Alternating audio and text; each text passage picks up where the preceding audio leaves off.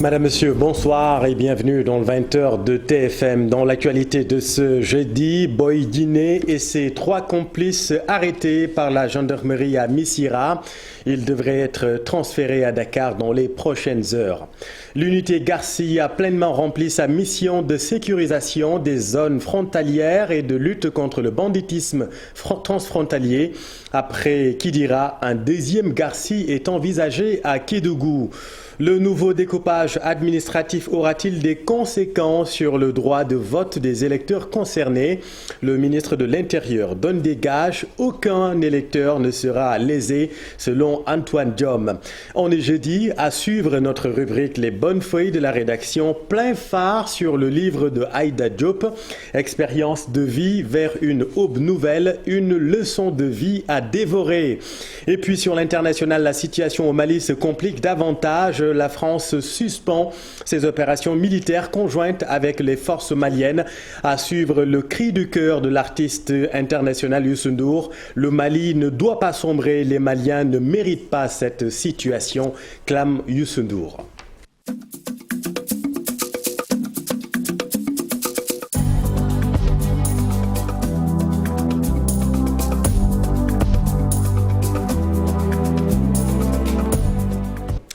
Sa cavale n'aura duré que 5 jours. Le fugitif Boy Guinée et 3 de ses complices ont été appréhendés à 500 km du camp pénal où Boy Guinée s'est échappé dimanche dernier.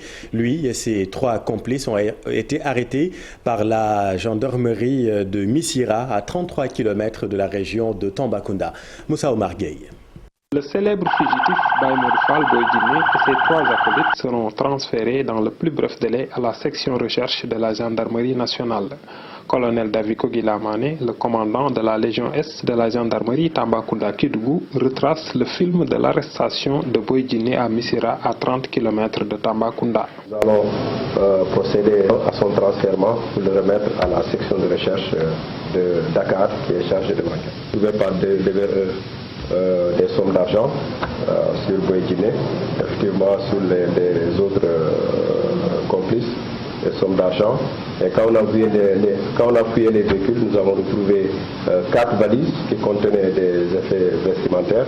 Nous avons trouvé aussi du matériel d'effraction. Du matériel d'effraction, c'est du matériel, c'est des pieds de biche, c'est des rases-clous, des tournevis. Ils ont trouvé la moto à l'entrée de Missirah en train de prendre du carburant. Donc quelques minutes après, le véhicule qui transportait Boy Guinée a fait demi-tour pour voir de quoi il s'agissait, pour voir pourquoi le motocycliste s'est arrêté. Donc, mais Boy Guinée a eu le temps de descendre de la voiture. Seulement que les éléments qui étaient postés à l'entrée de Missirah l'ont aperçu en train de prendre la fuite. Donc ils se sont mis à ses trousses et 500 mètres dans la brousse, ils l'ont attrapé. Donc après vérification, on s'est rendu compte que c'est effectivement il s'agissait de Baye Modou Fall alias Boy Guinée. Pour rappel, en juillet 2016, c'est le commissaire de police Yaya Tamba qui dirigeait l'escorte après l'arrestation de Boy Guinée à Kalifuru-Linkeri du côté de la frontière de la Guinée-Conakry. Suffisant pour dire que les forces de défense et de sécurité de la zone orientale Tambacounda sont très efficaces pour faire face à Boy Guinée.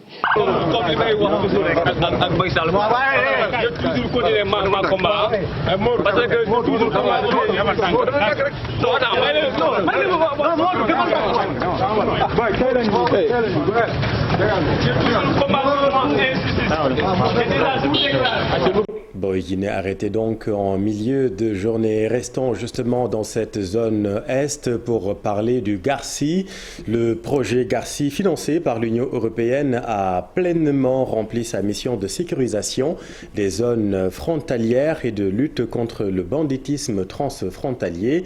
Ces 200 éléments ont constitué la première unité du groupe d'action rapide et de surveillance et d'intervention au Sahel basé à Kidira. 3 ans après, l'heure est au bilan d'Issa Prera et d'Afaraba.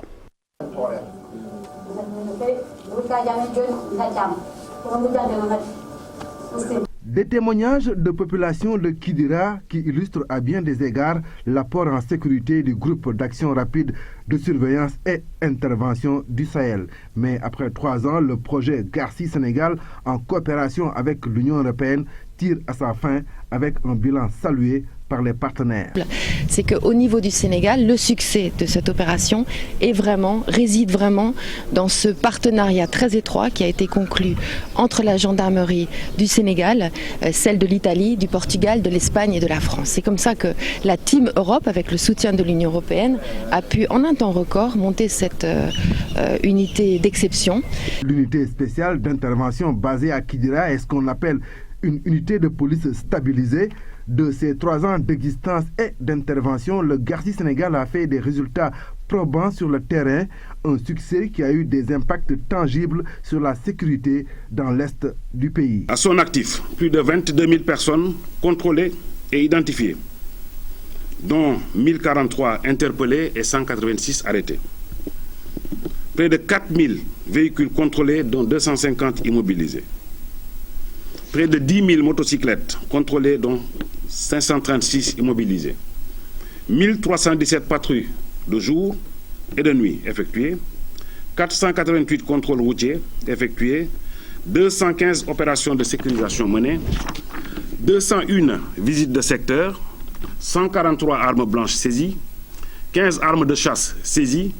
Plus de 120 kilos d'explosifs. 50 dragues saisies et détruites.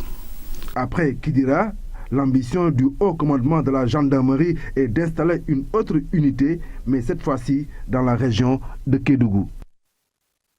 Le mouvement pour la défense de la démocratie va descendre dans la rue les 11 et 23 juin prochains. Le M2D annonce une mobilisation à la place de la Nation pour la libéralisation des jeunes arrêtés lors des manifestations du mois de mars. 8 jeunes sont encore dans les geôles. Le mouvement a tenu une conférence de presse cet après-midi. Alun Mboup est le porte-parole du jour. Le M2D appelle toutes les forces vives à répondre massivement au rassemblement pacifique qu'il organise le vendredi 11 ici à Dakar, à Ziguinchor et à Diourbel, et le mercredi 23 juin à la place de la Nation.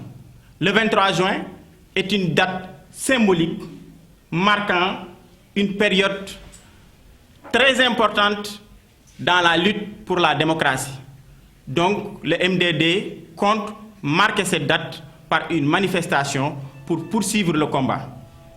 Le MDD exige la libération sans condition de ses détenus et prend Macky Sall rester sourd à la médiation du Khalife sur cette question. Et puis dans l'actualité judiciaire, le procès Madiambal Teliko, le délibéré est attendu le 7 juin prochain. Rappelons que le président de l'UMS a esté en justice le président d'Avenir Communication pour diffamation. Ses avocats réclament 500 millions de francs CFA pour le préjudice subi par leurs clients. Réaction dans un instant des avocats de la défense et de la partie civile. Les techniques de médiation et de résolution des conflits sociaux ont fait l'objet d'un atelier tenu ce matin, rencontre co-organisée par le Bureau de coordination du COMIAC et le Conseil national des aînés. Objectif, mettre à jour les connaissances des seniors sur les techniques de médiation. Mohamed Dieng et Fat Bintou Conté, compte rendu. Les personnes âgées jouent un rôle prépondérant dans la société. Toujours présent pour la résolution des conflits sociaux, une formation pour les techniques de médiation serait un plus pour leur vécu. Donc les personnes âgées ont déjà eu un parcours leur permettant de régler un certain nombre de conflits au niveau des familles, au niveau des quartiers et à un niveau supérieur. Il est évident également que les personnes âgées doivent continuer à apprendre. On apprend tout au long de la vie. Ça figure dans les textes des Nations Unies et autres. Donc cet atelier, c'est pour équilibrer, c'est pour stabiliser nos connaissances, pour que les personnes âgées aient un esprit d'alerte sur toutes les questions relatives à la vie de la cité. D'où l'initiative du COMIAC, le comité permanent de l'OCI pour l'information et les affaires culturelles, de les former en technique de médiation et de résolution des conflits. Pour un atelier qui va permettre aux aînés d'être vraiment au courant des techniques de médiation des conflits sociaux. C'est extrêmement important parce que vous savez, au Sénégal, les personnes âgées, les aînés, ont toujours joué un rôle pour ramener la paix quand il y a des conflits sociaux. Car les personnes âgées résolvent au Sénégal les plus grands conflits. En attestent les événements du mois de mars. Lors des événements de mars, vous avez vu la belle initiative de Seigne Mountakha Mbacké que tous les Sénégalais ont salué. Grâce à lui, comme on dit dans notre jargon, la bombe a été désamorcée. Après la retraite, organiser ce type de rencontres pour les personnes âgées est une continuité de leur vie sociale. Merci Fat Bintou. Et puis le secrétaire général du M23 fustige la démarche de certains activistes au Sénégal en conférence de presse. Le M23 a aussi abordé d'autres sujets d'actualité comme les conflits fonciers à Dougar et à Nianing. Écoutons leur porte-parole avec Amadou Fall. Aujourd'hui, l'instrumentalisation de la question foncière à des fins politiciennes ou affairistes est plus que flagrante. D'ailleurs, nous profitons de ce face-à-face avec la presse pour dénoncer les manipulations entretenues à Nianing et à Dougar. À notre avis, il n'y a aucun scandale foncier, aucune spoliation foncière dans ces terroirs cités. À Nianing, comme le chef de village et le maire de Malikounda, nous appelons les activistes à faire preuve de rigueur et de sincérité et leur demandons de ne pas saper la paix sociale sur la base du faux. À Dougar, Peacock Investment est dans son droit. Rien d'illégal n'a été noté ou identifié et son projet est d'intérêt public. Et rappelons que le mouvement M2D annonce une mobilisation à la place de la Nation les 11 et 23 juin prochains pour la libération des jeunes arrêtés lors des manifestations du mois de mars où 8 jeunes sont encore dans les geôles. La départementalisation de Keur Massar obéit à une logique de cohérence territoriale. Après la signature du décret le 28 mai dernier, le ministre de l'Intérieur a expliqué ce matin les contours de cette décision administrative. Antoine Diome a pris part à la 7e édition du gouvernement face à la presse. Youssou Barou et Maïmouna Ndiaye. 3 arrondissements, une nouvelle configuration. Cette délimitation concerne le département de Keur Massar. C'est l'arrondissement des Niayes, l'ancien arrondissement des Niayes, composé anciennement de Yeumbeul Sud, Yeumbeul Nord, de Malika et de Keur Massar, auquel sera rattachée une bonne partie de la commune de Djahaï, parcelle Niakourab, mais amputée de Niakourab qui va se retrouver du côté de Tivaouane Peulh et de Médina Thioub qu'on va retrouver du côté de Sangalkam. C'est ainsi que se présente la configuration du nouveau département de Keur Massar. Dans cette 7e édition du face-à-face du gouvernement avec la presse, le décret fixant les limites territoriales est largement revenu dans les échanges. En ce qui concerne la commune de Sangalkam, elle va polariser maintenant, avec le décret 2021-688, tous les villages et quartiers et cités qui seront en amont à partir de l'autoroute à péage jusqu'à Noflay. Noflay, c'est Ndiakhirat Dig, Ndiakhirat Ndioben.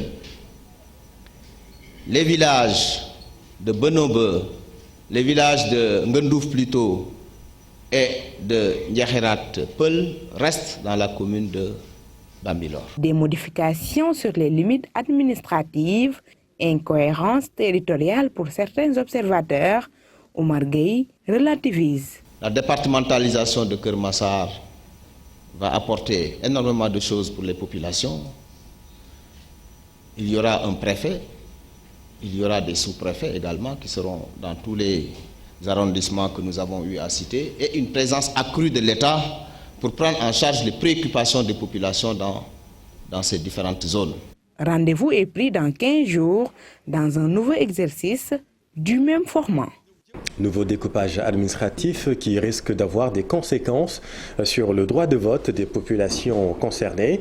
Le ministre de l'Intérieur donne des gages. Antoine Diome renseigne que toutes les dispositions seront prises pour respecter le droit des électeurs concernés.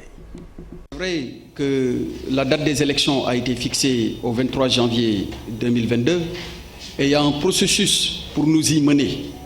Et dans ce cadre-là, le code électoral prévoit pour chaque étape des actes à prendre et qui seront pris le moment venu. Concernant la reddition des cartes électorales, quand elle doit intervenir à la suite de révisions exceptionnelles ou de nouvelles mesures administratives, je voudrais préciser que nous avons une administration électorale dépendant du ministère de l'Intérieur qui a une expérience avérée de l'organisation des élections et une très longue tradition quant à la maîtrise de tout ce qui se rattache à de telles opérations. Ainsi donc, je voudrais vous rassurer que sur cette question, d'abord, il y a un dialogue politique dans le cadre duquel beaucoup de questions sont évoquées. Parmi celles-ci, il y en a qui ont fait l'objet de consensus, qui doivent faire l'objet d'une introduction après rédaction dans le code électoral, mais il y a d'autres questions aussi qui ne manqueront pas d'être évoquées avant qu'une décision finale ne soit prise. Mais dans tous les cas, il y a un droit qui s'attache à la qualité d'électeur et qui va être respecté, quelle que soit la situation. Et puis reparlons du procès Madiambal Téliko. Le délibéré est attendu le 7 juin prochain. Les avocats de la défense réclament 500 millions de francs CFA pour le préjudice subi par leurs clients. Réaction des deux parties à la sortie du tribunal.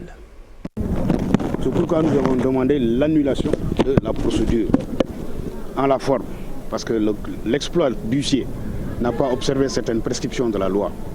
Et également, certaines dispositions en matière de diffamation n'ont pas été visées par le texte, par l'exploit.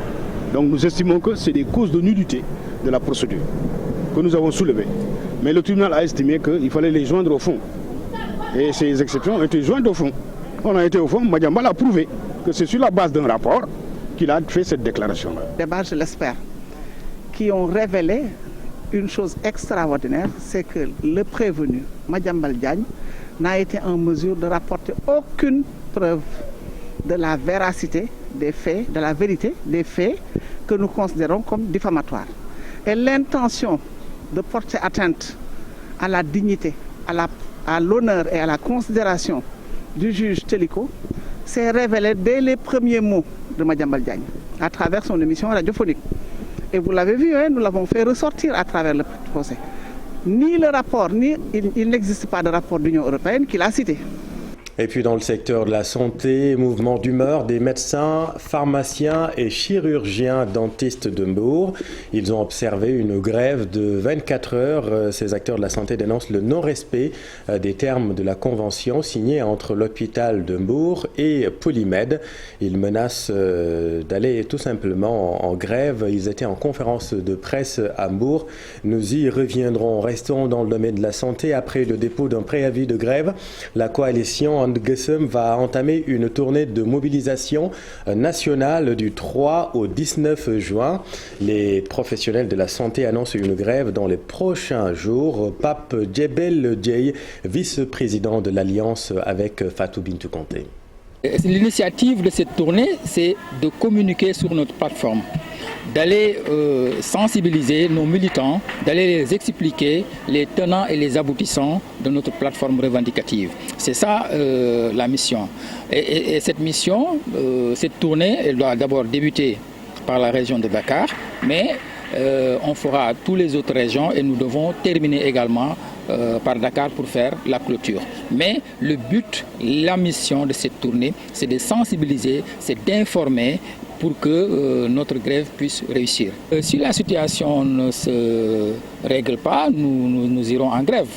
Ce serait regrettable, mais c'est ce que nous ferons. Mais entre-temps, on est en train de discuter avec le gouvernement du Sénégal pour qu'on n'en arrive pas là, parce que nous connaissons le contexte. Santé toujours, célébration de la journée mondiale du pied beau. Il s'agit de la déformation congénitale du développement du pied. Une nouvelle clinique de prise en charge a été ouverte à l'hôpital Albert Royer. Amadouba, Fatima Touré. Sur leur visage, des larmes de joie. L'espoir renaît pour ces mamans dont leurs enfants souffrent de pieds beaux. En ce jour marquant la journée internationale de cette pathologie dont les causes restent inconnues, elle témoigne. Ma fille souffrait de pieds beaux depuis 9 ans. Elle ne pouvait pas marcher correctement. Aujourd'hui, je suis très heureuse. Après 3 mois, son intervention chirurgicale a réussi. Mon enfant est né avec des pieds beaux, mais grâce à Dr Khadim Gueye, il va bien maintenant. Il va tranquillement à ses occupations. Une pathologie qui fait des ravages. Ce docteur chirurgien pédiatre à l'hôpital Albert Royer revient sur la complexité de l'intervention chirurgicale. Donc c'est un traitement qui comprend 3 phases. Une première phase de plâtrage, c'est-à-dire on réalise des plâtres successifs tous les 7 jours. Pour permettre de rendre le pied droit. Après, il y aura une deuxième phase, c'est la phase de ténotomie, c'est-à-dire on va couper ou bien allonger le tendon d'Achille, c'est-à-dire c'est la corde qui se trouve au-dessus du talon, qui va permettre de maintenir toujours le pied droit. Et pour empêcher la récidive de cette maladie, il faut une troisième phase qui est beaucoup plus longue, qui va durer qui va aller jusqu'à l'âge de 5 ans, c'est la phase de port d'attelle et qui est la phase vraiment la plus importante pour empêcher la récidive. La première édition de la Journée mondiale du pied beau a vécu à l'hôpital Albert Royer sous le thème « L'intégration effective de la prise en charge dans le système de santé », occasion saisie. Merci Fatima. Et puis retenez que l'établissement pour enfants a organisé la première édition de cette journée mondiale du pied beau. L'actualité économique marquée par la levée de 508 milliards de francs CFA d'eurobonds avec un taux d'intérêt fixe de 5,375% sur une maturité finale de plus de 16 ans. Plus de 200 investisseurs issus des marchés financiers internationaux ont participé à l'émission d'obligations. Explication à la Sanba. C'est parce que le Sénégal a une qualité de signature qu'il a pu bénéficier de ce financement. Malgré le niveau d'endettement qui est aussi contraint par l'espace communautaire dans lequel évolue le Sénégal, montre que le Sénégal continue de bénéficier de la confiance des investisseurs privés. Avant même l'ouverture des marchés, on avait plus ou moins engrangé le montant dont le Sénégal avait besoin. Et c'est devenu une habitude, parce que c'est à cause de la bonne signature et de la cohérence des politiques publiques. Cette levée de fonds au niveau de ce marché financier international est un moyen pour le Sénégal de financer son déficit. Parce que c'est un marché qui est un peu alléchant pour les pays comme les nôtres, parce qu'ayant la particularité de pouvoir leur permettre de mutualiser leurs dettes et de se prémunir du risque. C'est sous cet angle que 508 milliards a été levé par le Sénégal, même si l'offre était beaucoup plus élevée. Précision, rien de contradictoire avec la demande de l'annulation de la dette, souligne le secrétaire exécutif de l'Observatoire de la qualité des services financiers. Le président Macky Sall a demandé pour l'Afrique l'annulation de la dette publique, c'est-à-dire la dette que les pays africains doivent aux autres pays.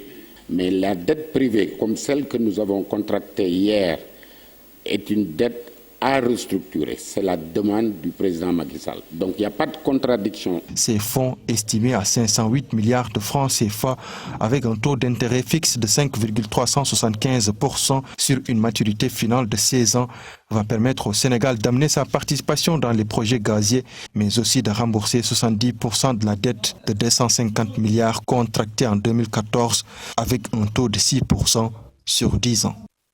Merci Alassane et on en vient à notre rubrique hebdomadaire Les bonnes feuilles de la rédaction. On s'intéresse à l'ouvrage Expérience de vie vers une aube nouvelle, une œuvre de l'ex-top modèle Aïda Diop, une fiction qui étale au grand jour, un journal intime d'une femme, une histoire qui laisse penser à un autoportrait. Note de lecture Pape Sangoné Mbaye et Ibou Diouf. Encore nostalgique, mais Aïda Diop a tourné le dos au flash et au podium. Les souvenirs de 5 années de défilé sont encore vivaces, d'où cet ouvrage qui sonne comme un viatique. J'ai voulu parler de mon vécu. Et quand on dit expérience, ça veut dire toutes les choses qui sont passées durant toute une partie de votre vie, je dirais. Donc, d'où le titre Expérience de vie et tendre vers une autre nouvelle. Ce livre raconte le parcours de Dada, une femme qui revient sur son adolescence avec ce cocktail détonnant composé de l'extrême jeunesse, la beauté, la pression et la solitude. J'ai été une femme très introvertie. C'est moi Dada. C'est moi Dada. Et Dada à l'époque était une femme très renfermée, introvertie, qui ne regardait pas, qui n'allait pas vers les gens. Et jusqu'à présent, j'ai du mal à m'ouvrir par rapport aux autres. Et avec le temps, avec l'âge, avec l'expérience, je commence à un peu aller de l'avant. Un récit battu sur l'autobiographie de l'auteur. Elle se confie de manière régulière son vécu comme un journal intime de mannequin. Donc je disais que j'ai abordé beaucoup de thèmes dans ce livre, dont le tissu relationnel, l'éducation, qui est très important à mon avis, la responsabilité de la femme à toutes les situations qui lui permet de voir et d'aller de l'avant dans sa vie. J'ai parlé de la religion, j'ai parlé du mannequinat. À travers des thèmes variés, Aïda Diop aborde et analyse le monde du mannequinat et le tissu relationnel. Moi, je trouve que le métier de mannequinat, de nos jours, se dégrade. Quand on n'a pas la tête sur les épaules, on se prend pour une star parce que les médias sont là, on défile, et si on n'y prend pas garde, on est complètement désorienté. L'ex-mannequin, diplômé en marketing communication, nous parle de son expérience de vie et pense à une autre nouvelle. Cette femme introvertie estime que ça va maintenant, plus les années passent, plus elle apprend à s'ouvrir aux autres. Merci Ebou. Et puis dans l'actualité internationale, l'annonce a fait l'effet d'une bombe. À la surprise générale, la France a décidé de suspendre ses opérations militaires conjointes avec les forces maliennes. Décision liée à la transition politique en cours au Mali. Explication Moudoufal. La France a suspendu pour le moment les opérations militaires conjointes avec les forces maliennes, a annoncé le ministère français des Armées. Le ministre de préciser que cette décision est liée à la transition politique en cours au Mali, une transition qui pourrait être réévaluée dans les prochains jours. Il a également fait savoir que des exigences et des lignes rouges ont été posées par la CEDEAO et l'UA pour une clarification de la situation malienne. Mais c'est aux autorités du Mali d'y apporter des réponses adéquates. En attendant, la France suspend à titre conservatoire et temporaire les opérations militaires conjointes ainsi que les missions nationales de conseil. Pour rappel, le président français Emmanuel Macron avait déclaré que le retrait de l'armée française au Mali se posait après le nouveau putsch militaire. Mais Macron laissait entendre que l'armée française ne pourrait pas combattre à elle seule le terrorisme au Sahel. Donc, sa présence sur le terrain nécessitait le renforcement d'institutions stables et légitimes. Et à l'occasion d'une visite de la star malienne Oumou Sangaré au groupe Futur Média, Youssou N'Dour demande aux saboteurs d'arrêter de déstabiliser le Mali. Selon l'artiste international, le Mali et les Maliens ne méritent pas cette situation. Et je voudrais profiter de l'occasion à travers Oumou, qui est un symbole pour le Mali, pour dire qu'on a mal. On a mal et je voudrais à travers Oumou dire que nous avons confiance au peuple malien. Nous ne laisserons pas les saboteurs, les gens qui veulent saboter le Mali. On va toujours les dénoncer. Il faut qu'ils arrêtent. Il faut qu'ils arrêtent. Il faut qu'ils arrêtent. Et je voudrais que ce message-là soit bien entendu. Il faut qu'ils arrêtent. Le Mali ne mérite pas ça. Pour des intérêts personnel. Et ça, je voudrais vraiment, avec cette grande surprise que je viens d'avoir par sa visite, qui me fait énormément plaisir. Et vous savez combien le Mali me tient. Pour toute l'Afrique, nous avons besoin d'aller un peu plus vite là. Et pour aller un peu plus vite, il faut être efficace. Pour être efficace, il faut oublier les conflits et avancer. Et puis dans l'actualité sportive, ce samedi 5 juin, un nouveau départ pour la Fédération sénégalaise de basket. Plusieurs réformes vont être apportées dans les textes. Voyons tout cela avec Cheikh Sadibou Diarra. Le basketball sénégalais s'apprête à faire le toilettage de ses textes ce samedi. Des réformes en deux catégories. En premier, sur le plan administratif. C'est la suppression de la limitation de mandat à 2 qui était exigée aux membres du comité directeur. Maintenant, on a libéralisé les choses. Finalement, après réflexion, je pense que ce n'est même pas nécessaire d'instaurer une limitation d'âge. Il faut peut-être laisser les gens qui ont la capacité de diriger la fédération de pouvoir se présenter librement.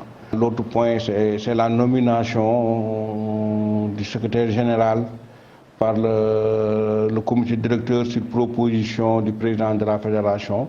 Plusieurs réformes également au plan sportif. Prise en compte de la compétition BAL par nos textes, parce que c'est une nouvelle compétition. L'augmentation du nombre de joueurs mutés, parce qu'avant, une équipe ne pouvait acheter que 2 joueurs. Maintenant, on est allé à 3 joueurs. Plus un autre joueur non protégé. Donc, au lieu de 3 joueurs mutés, chaque équipe aujourd'hui a la possibilité de jouer avec 4 joueurs mutés. L'instauration de ce qu'on a appelé, de ce qu'on appelle le prêt avec option d'achat.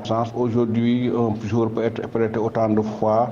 On a augmenté aussi le montant des droits de mutation à payer. Pour un international, il faut payer 2 millions.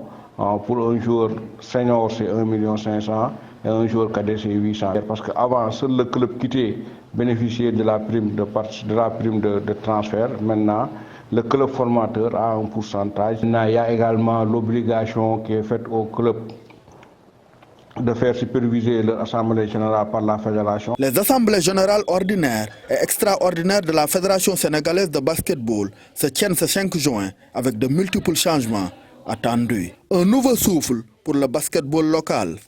Merci cher, voilà c'est la fin de cette édition. Merci infiniment de l'avoir suivi. L'info continue dans Soir d'info avec vous Binta. Vous recevez ce soir Madame